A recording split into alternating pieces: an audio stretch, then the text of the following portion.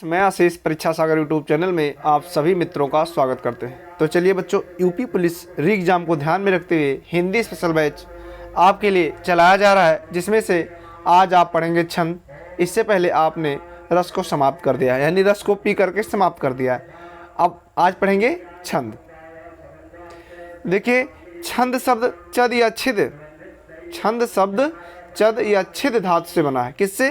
चद या आधा दा रहेगा, चद या छिद धातु से बना है, जिसका अर्थ है आच्छादित। क्या है? आच्छादित करना या बढ़ाना।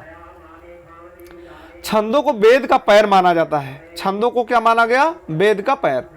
छोटी छोटी सार्थक ध्वनियों के प्रवाहपूर्ण सामंजस्य का नाम छंद है। इनके छंद यानी इनके प्रवर्तक, किनके? छंद के। इनके प्रवर्तक यानी किनके प्रवर्तक भैया? छंद के प्रवर्तक। कौन है? आचार्य पिंगल जी हैं। इसलिए इन्हीं के नाम पर छंद को पिंगल के नाम से जाना जाता है। छंद के अंग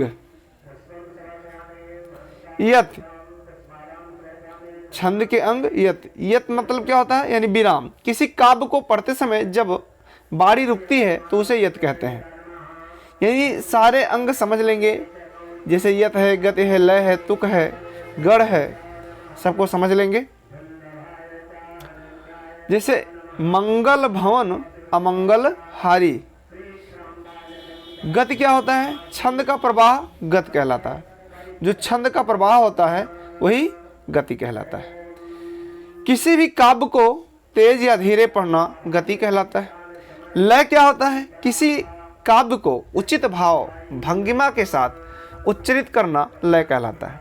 किसी काव्य को उचित भाव भंगिमा के साथ उच्चरित करना लय कहलाता है। तुक क्या होता है? देखिए भैया, तुक क्या होता है? जब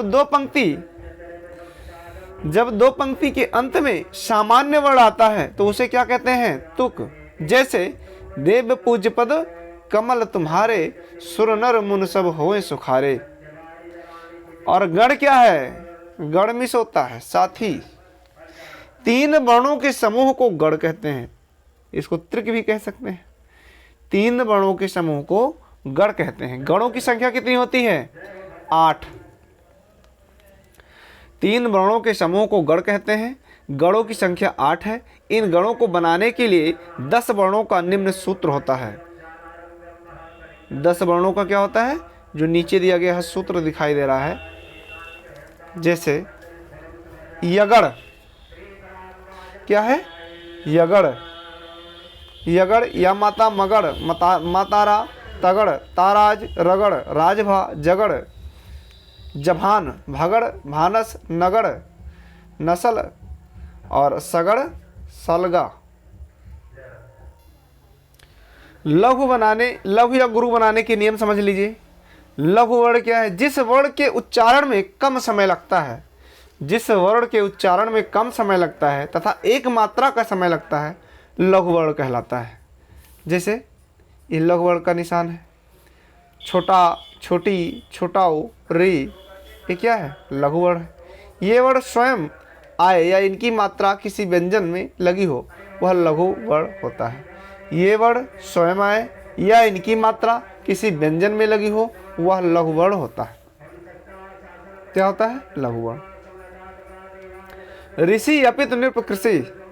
जैसे ऋषि अपित नृप कृषि, ये क्या है? लघु वर्ण की बात हो रही है। छोटा का मात्रा है, छोटी का मात्रा है। छोटा, छोटी, छोटाऊ, री। छोटा, छोटी, छोटाऊ, री के साथ यद अनुनासिक, ये अनुनासिक का निशान है, आ जाए तो लघु वर्ण होगा। किंतु यदि इन वर्णों के जैसे अंग है, आहा है, लग जाए तो आ भी गुरु वर्ण हो जाता है। गुरु मतलब बड़ा।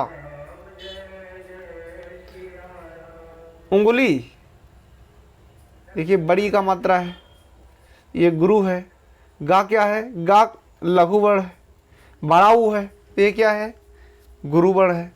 चंदन, देखिए ये क्या है?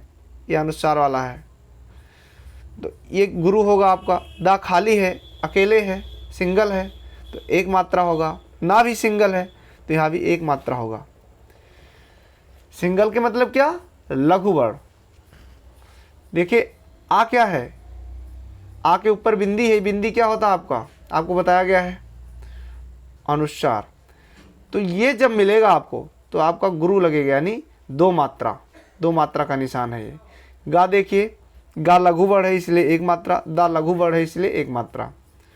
गुरु वर्ण क्या होता है, जिस वर्ण के उच्चारण करने में अधिक समय या दो मात्रा का समय लगता है उसे गुरु वर्ण कहा जाता है।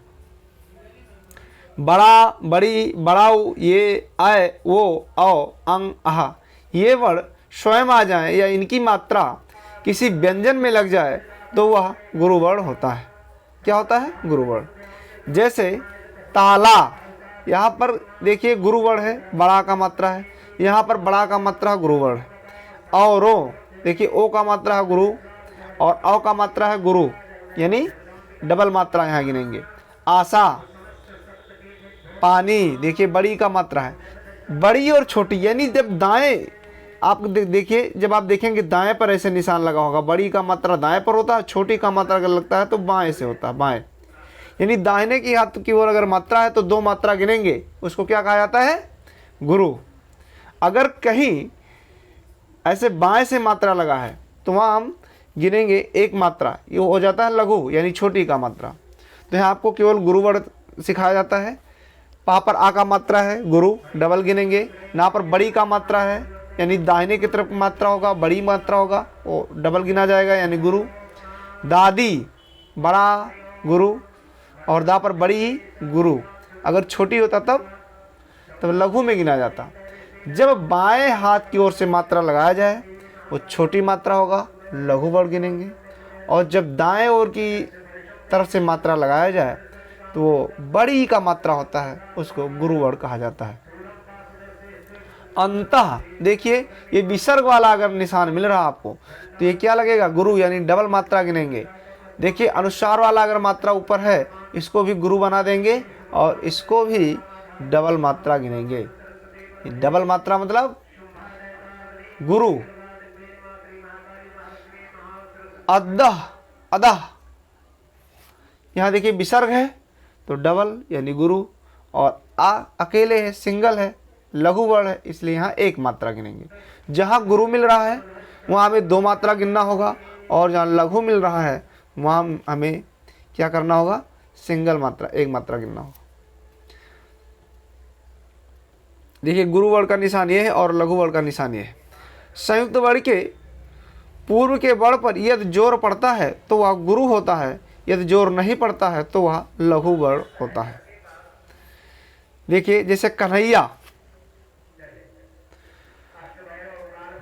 यहाँ पर ऐ का मात्रा है और यहाँ पर बड़ा का मात्रा है, ये दोनों क्या हो गया, गुरु। गुरु है तो क्या गिनेंगे, डबल मात्रा गिनेंगे, गुरु बड़ा होता है। और अगर सिंगल है उसको हर्ष मात्रा, एक मात्रा गिनते हैं, और यहाँ द्विमात्रा गिनेंगे, दो मात्रा। अगर गुरु है तो दो मात्रा, इसको ध्यान में रखना है। कनक, यहाँ देखिए सब लघु है इसलिए सिंगल सिंगल मात्रा, एक एक मात्रा गिना गया है। विनय, देखिए यहाँ बाई की तरफ से मात्रा लगा, बाई हाथ की तरफ से मात्रा लगा है। जब बाई हाथ की तरफ से मात्रा होगा तो छोटी ही का मात्रा होगा, उसको हम लघु गिनेंगे, यानी एक मात्रा। ये देखिए ये सिंगल है, लघु वर्ण है, एक एक मात्रा गिनेंगे। ऐसे विन्यास है, यहाँ एक मात्रा, आधा अक्षर का यहाँ कोई मतलब नहीं है। और यहाँ पर बड़ा का मात्रा है तो इसको गुरु गिनेंगे, गुरु मतलब दो मात्रा। और सा क्या है, ये लघु वर्ण है इसलिए यहाँ एक मात्रा का गणना किया जाएगा। आपको अगर गणना करना आ जाता है तो समझिए आपका छंद क्लियर हो गया। और गणना करना बहुत आसान है, केवल आप समझ लीजिए ध्यान से। जैसे आप ध्यान से समझ लेंगे तो आपका गणना करना बहुत आसान हो जाएगा और आपका क्वेश्चन गलत नहीं होगा। अगला देखिए, चरण, पद या पाद, यानी चाहे चरण कहें हम, चाहे पद कहें, चाहे पाद कहें। चरण मतलब होता है पैर। छंद के चतुर्थांश को चरण कहते हैं। छंद में प्रायः 4 चरण होते हैं और 2 चरणों को मिलाकर दल बनता है। तो बच्चों आज इतना ही। जय हिंद। आगे फिर मिलेंगे। अभी छंद ही आपका चल रहा होगा और जब तक छंद ख़त्म नहीं होगा हम ऐसे छोटे छोटे वीडियो में आपसे मिलते रहेंगे। और कृपया करके आप पेन और कॉपी लेकर के ही बैठें, क्योंकि जब आप अपने बनाए नोट्स से पढ़ेंगे तो बहुत मज़ा आएगा और आपके समझ में भी आएगा। तो बस बच्चों इतना ही। नमस्कार।